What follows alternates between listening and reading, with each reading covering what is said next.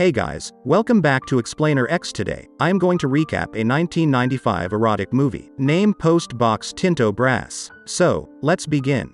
After successfully producing various adult films, Tinto Brass has made a name for himself as the sex maestro. Many fans send him letters depicting their sexual journeys. Some of them want to star in his next movie, while others ask for advice, and a few of them recite their stories for pleasure. Tinto Brass receives the letters and reads them while discreetly admiring his beautiful secretary, Lucia. The first letter is from a 19-year-old called Milena. She was at the beach with her boyfriend. The two decide to make out, so they look for a quiet and secret place to do it. Milena is busy making out with her boyfriend when she sees another couple going at it. The couple is on higher ground, so they can see Milena very well. Instead of telling her boyfriend about the other couple, Milena continues her ministrations while the couple watches. She even gets on top of her boyfriend to block him from seeing what is going on. After the affair is over, the first couple leaves, and so do Milena and her boyfriend. They meet each other at the beach but do not say a word. Tonto feels that Milena's boyfriend already knew about the other couple and acted as if he didn't to see what Milena would do. The next story is about a woman called Elena. She is married to an average man called Guido. Despite earning a minimum wage, Guido refuses to let his wife work, preferring her to be a housewife. Elena is making dinner one evening when she gets a call from the Countess. Guido wonders why the Countess keeps on calling her, so Elena claims that the Countess enjoys her company and likes her shopping idea. Guido finds a packet of condoms in Elena's purse. He confronts her about it, and Elena says that she got them from some kids outside the mall. The kids were doing an anti-HIV donation, and for each donor, they gave a pack of condoms. Guido buys the explanation. However, the truth is that Elena works as a lady of the day or prostitute, and the Countess is her brothel's manager. The many women in the house have various behaviors and personalities. One does it for the thrill, most for the money, and some for their hatred of men. I don't understand that too. Elena's name in the brothel is Michelle. She does this because she likes the pay that comes with this and how she can afford trinkets that her husband cannot give her. The ladies are in the common room when a new client comes in. Elena is surprised to see her husband. He is introduced to the women and immediately chooses Michelle. He introduces himself as Carlo and appears to not know who Guido is. Michelle decides to play along and treat Carlo like she would any client. Carlo wants unprotected sex, but he will have to pay extra.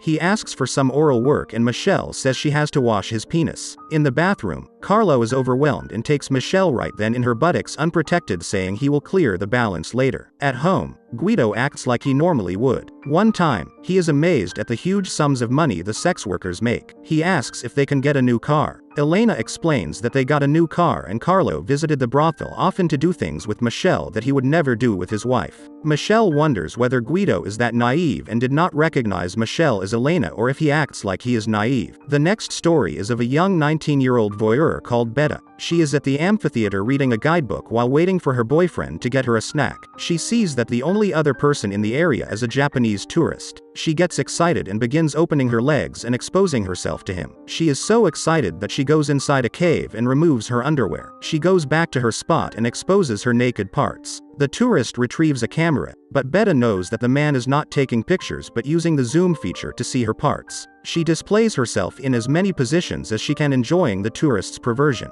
The tourist uses his guidebook to direct the sunlight and illuminate her parts, so he can see them better. However, Betta's boyfriend comes back, so the tourist ceases his actions. The couple leaves, but Betta is excited. Tinto remarks that Betta is an exhibitionist who deeply enjoys it. His attention is drawn to his secretary, who exposes herself before him, revealing no underwear. The delivery guy knocks and leaves a large package with a letter, pictures, and tape. The next story is about a woman called Renata married to Piero. The two have an eatery, and as work got busy, their love life dwindled. They resorted to taking nude, seductive pictures, hoping to restore their spark, but that was unsuccessful. One time, the two decide to start creating videos. Renata tells Tinto to look at the encased tape and watch out for a surprise. The video reveals Piero and Renata acting out a dirty waiter and filthy customer sex scene. Afterward, the film shows that Renata and Piero soon got bored of the tapes. They decide to seek out other videophile couples. This is the surprise she was talking about. The video shows Renata and Piero joining another couple in the woods.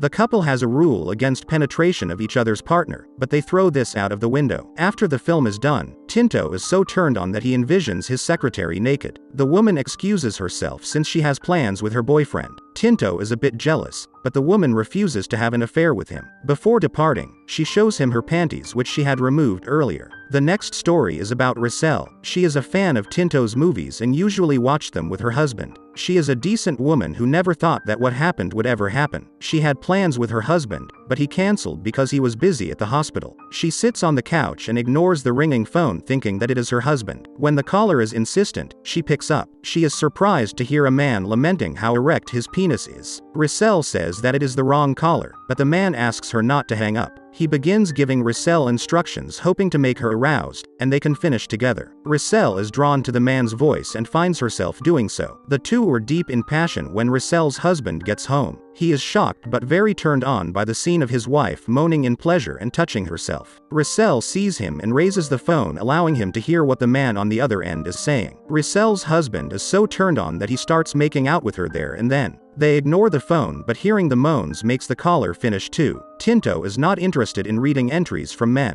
One fan accuses Tinto of being a pervert who enjoys watching women get intimate. Tinto does not argue with that, saying that some people enjoy being watched. He gets a letter from Francesca, who has been married to Paolo for 3 years. One night when having sex, Paolo asks her whether she has thought about having sex with another man. The thought is too much for her that she gets very aroused. Soon, she decides to attend a swinging wives party with her husband. They get into a mansion where several couples are entangled. Paolo has Francesca drink a lot of alcohol to loosen her up. The couple moves into another room and soon swaps with a couple. The next story is about a woman called Ivana. She is a faithful wife to her husband Filippo, but he is so addicted to gambling that he has cost them a lot. One night, Ivana waits on her husband, but he does not come home. She gets from angry to worry and fears that her husband might be in danger. Filippo comes home drunk and confesses that he has lost everything to gambling. Ivana encourages him that all will be better, but she learns that Filippo had placed a bet on her and lost. This means that Ivana has to spend the night with a blonde guy and a deaf man. Ivana is angry that Filippo would treat her like that, but she agrees to do it, seeing that her husband would be absolved of a 10 million debt. She dresses up nicely, puts on some makeup, and cleans herself while her husband helps her out. She leaves. Her husband tries calling her, but her phone is disconnected. When she comes back, she is drunk and giggly. Filippo helps her undress and Ivana explains what happened. She had been with the two men. What was funny to hear is that the men had sex with each other too. Instead of getting jealous, Filippo is excited. Ivana asks her husband when she will go gambling again.